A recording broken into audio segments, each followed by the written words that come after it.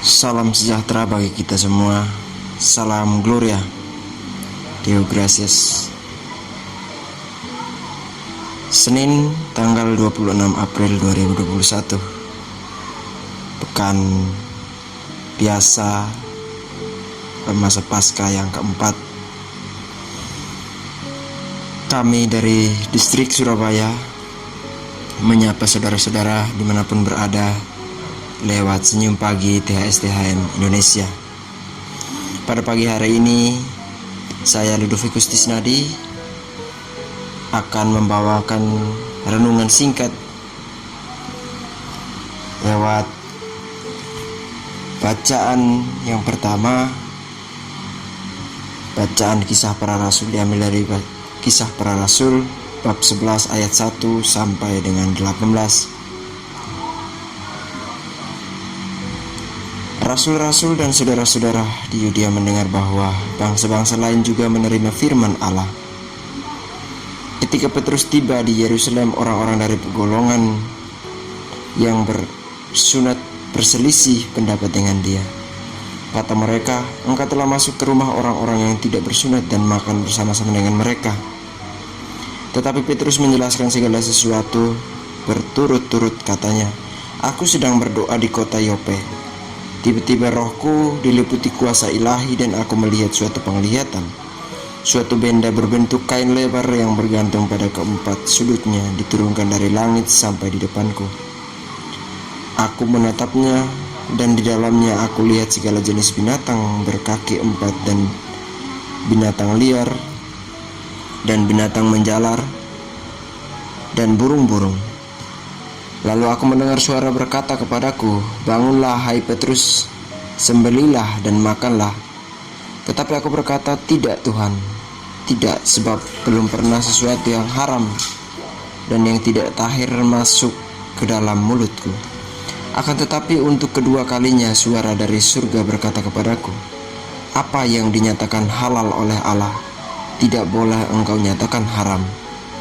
Hal itu terjadi sampai 3 kali. Lalu semuanya ditarik kembali ke langit.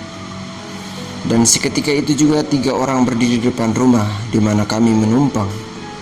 Mereka diutus kepadaku dari Kaisarea. Lalu kata Roh Kudus kepadaku,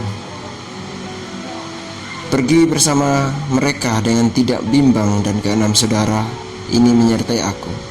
Kami masuk ke dalam rumah orang itu, dan ia menceritakan kepada kami bagaimana ia melihat seorang malaikat berdiri di dalam rumahnya dan berkata kepadanya, 'Suruhlah orang Yope untuk menjemput Simon yang disebut Petrus.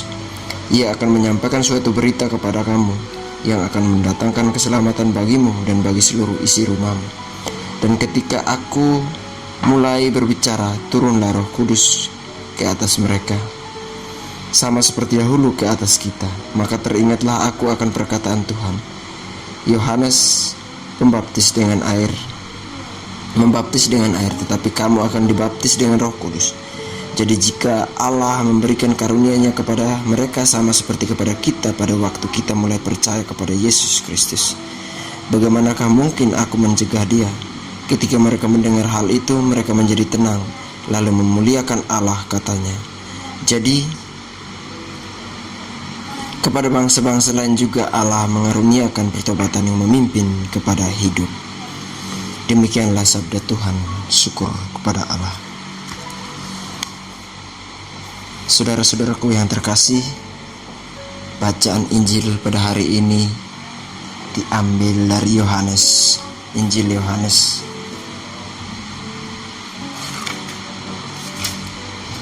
Inilah Injil Yesus Kristus menurut Yohanes.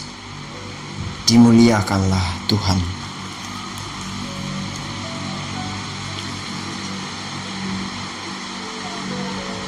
Aku berkata kepadamu, sesungguhnya siapa yang masuk ke dalam kandang domba dengan tidak melalui pintu, tetapi dengan memanjat tembok, ia adalah seorang pencuri dan seorang perampok. Tetapi siapa yang masuk melalui pintu, ia adalah gembala domba. Untuk dia penjaga membuka pintu dan domba-domba mendengarkan suaranya, dan ia memanggil domba-dombanya masing-masing menurut namanya dan menuntunnya keluar. Jika semua dombanya telah dibawanya keluar, ia berjalan di depan mereka, dan domba-domba itu mengikuti dia. Karena mereka mengenal suaranya, tetapi seorang asing pasti tidak mereka ikuti. Malah mereka lari daripadanya karena suara orang-orang asing tidak mereka kenal.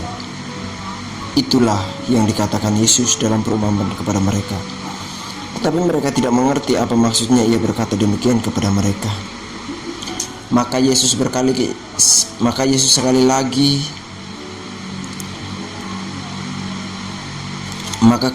sekali lagi, "Aku berkata kepadamu, sesungguhnya akulah pintu ke domba-domba itu.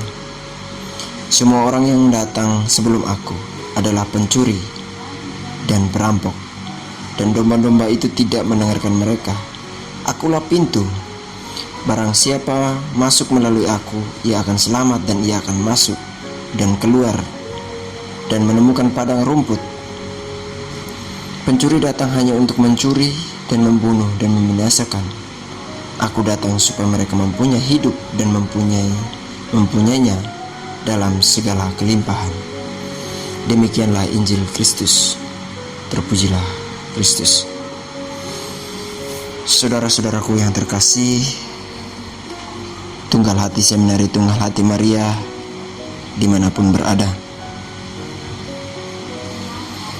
kami dari distrik Surabaya pada kesempatan ini ingin mengajak teman-teman semua dimanapun berada agar selalu teguh dalam iman kepercayaan kita kepada Kristus, terutama dalam menghadapi situasi pandemi saat ini, agar kita tumbuh menjadi gembala yang baik, kita menjadi penerus teladan Kristus untuk menjadi gembala-gembala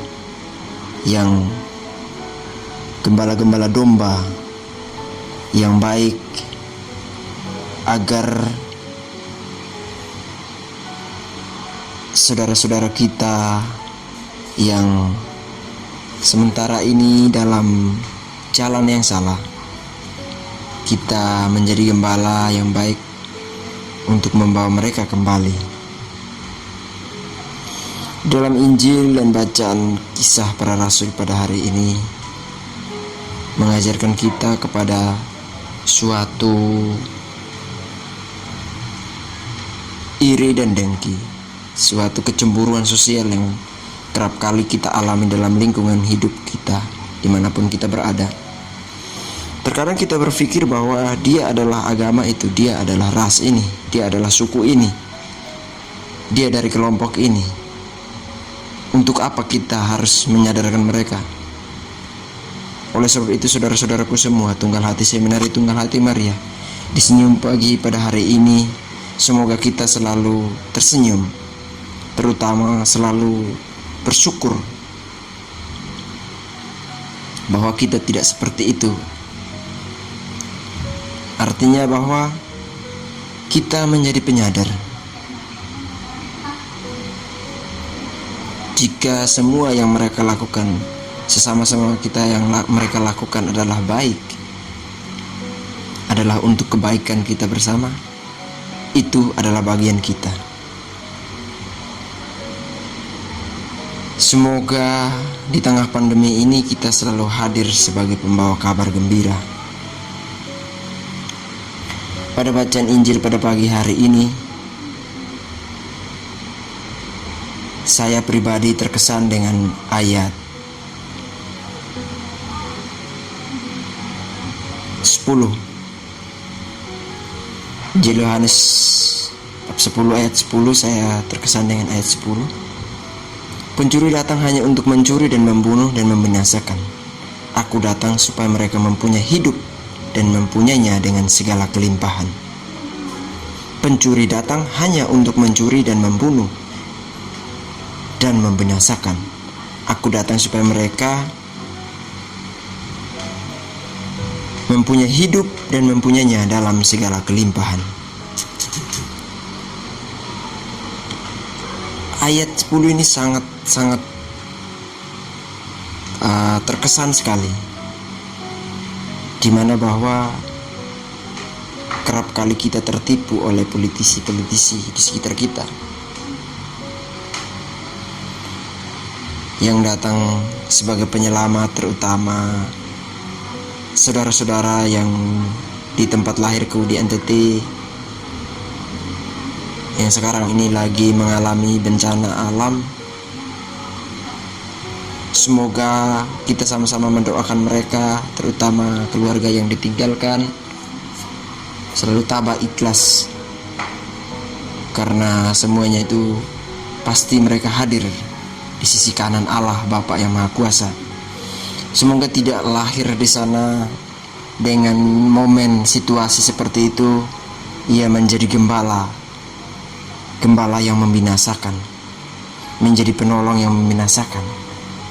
Tetapi semoga yang hadir adalah orang-orang pilihan Kristus untuk menyelamatkan dan mengulurkan tangan mereka, untuk membantu mereka dalam situasi bencana alam sekarang.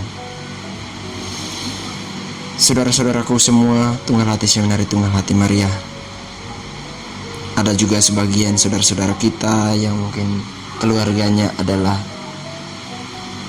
bekerja di Tentara Nasional Indonesia.